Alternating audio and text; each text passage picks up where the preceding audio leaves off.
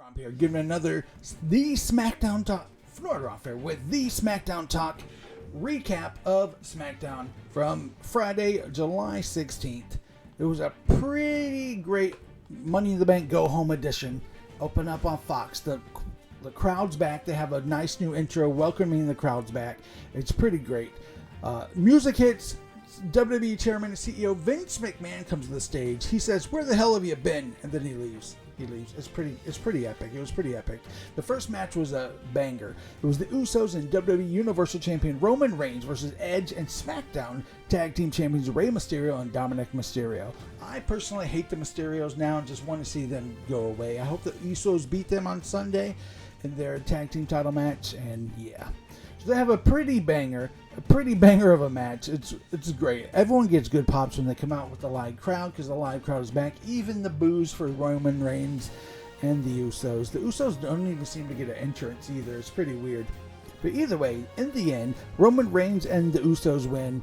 I believe it was Jay that rolls up Ray and gets the win. After the match, there's a little bit of arguing, and then Edge comes in and spears and gets a nice spot. And first, it was going to be Roman Reigns that used the stupid part of the chair to do it, but then Edge gets the spear and he does it on Roman Reigns. So it's still the thing, using the chair in Roman's mouth, whatever.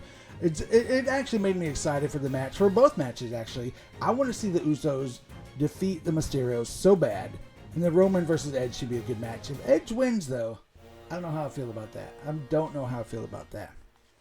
All right, they come back from break. Kayla Braxton is back with Edge and Mysterios. She does a little interview with Edge and, normal shit talking. I got to step up my game, blah, blah, blah. But then Seth Rollins, the guy himself comes in. Seth Rollins talks some shit in the back with Edge, and it's pretty spectacular. I heard they're leading up to a SummerSlam match with Seth Rollins and Edge. I'm really looking forward to that. All right, then we go back to the ring. Music hits. Sami Zayn comes out. He says, "We need justice for Sami because he's been excluded from the pay-per-view. He's not going to be there, blah, blah, blah." And what happens? That's right. The Demon Prince, Finn Balor, his music hits. He runs out to the ring. He does his little thing. He doesn't even say a word. He beats up Sami Zayn, hits him with the finisher. All is right in the world. We've got Finn Balor back on SmackDown. First Universal Champion is back on SmackDown. Super exciting. Alright, then we have a WWE Women's Tag Team Champions Natalya and Tamina Snuka versus Nox and Shotzi. This happens to be a championship contenders match, they say. So if Shotzi and Nox win, they get a future shot at the title. Liv Morgan and Zelina are at ringside doing commentary. They start fighting and arguing, and it actually interferes in the match because they get distracted. Shotzi gets the roll-up pin on Natalya and gets the win. I guess at some point Natalya and Tamina were added to the Money in the Bank Women's Money in the Bank ladder match. I don't know when that happened, but they were added, so the four of them start bickering, and that happens. They are the new number one contenders, Nox and Shotzi. So they will get a future tag team title match. Then we have a break. We come back from break. SmackDown Women's title match is now happening. Carmella versus Bianca Belair. It's a typical match. They both get their spots here and there. At the end, Bianca Belair uses her hair as a whip, hits a finishing move, and retains her title. Which is what everyone thought was going to happen anyway, right? No one really thought Carmella was going to win. For some reason, Carmella just got her Money in the Bank spot taken away randomly to have this match. I think she probably would have preferred the Money in the Bank spot, even though the announcers say different. After the match, she stands tall. Belair is the champion, blah, blah, blah. Alpha Academy's backstage now. Cesaro walks up. Alpha Academy hurts Cesaro in the back because it's going to be Otis versus Cesaro tonight. So Otis versus Cesaro is a kind of weird thing. First of all, I want to say Otis looks very weird with short hair and no beard. Heel Otis is a weird Otis. You know what I mean? I want to see him do the goddamn caterpillar again. Either way, Otis is starting to lose to Cesaro. Chad Gable comes in, interferes, hits Cesaro with a German suplex, and then Cesaro wins by disqualification. Cesaro goes to do the swing, but Otis stops it, and yeah, they sneak out. Kayla does a interview in the back with Paul Heyman. Kind of cut out by Big E making fun of them, and then they just move forward with that. Then we have a weird segment with Baron Corbin. Baron Corbin comes out to the ring looking super depressed, looking like he's lost everything, and he has this little speech of, oh my god, I've lost everything, this is happening, something about his 2-year-old daughter eating canned spaghetti.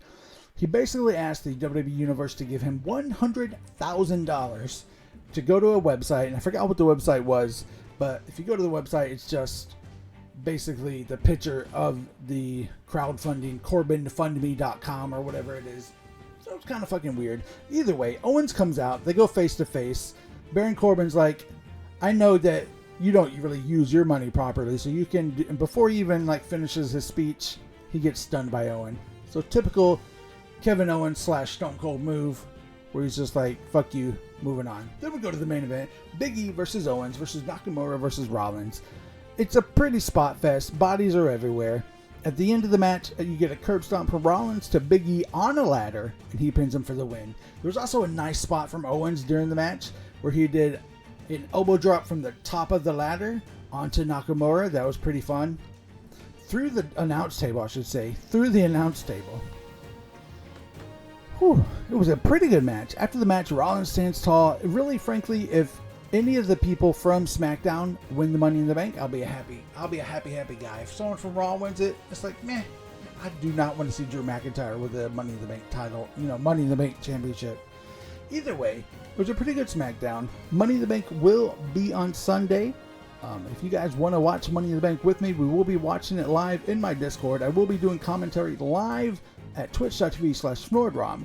So just come on and check it out. We can watch it together and discuss the mayhem. I'm pretty hyped for the pay-per-view. The Raw and SmackDown prior to the shows, both were pretty exciting, and I enjoyed them immensely. I haven't been liking WB as of late. These last two go-home shows, they got me interested. So I'll be definitely checking in on Sunday. Remember, you can catch me live on Twitch every single night of the week, commenting, doing sports talk for each wrestling show, and I will be there on Sunday as well. That is twitch.tv/SnordRom. You can see it down in the discussion, in the information down below. That was the SmackDown talk, SmackDown recap from July 16th. I will see you guys back on Sunday for Money in the Bank.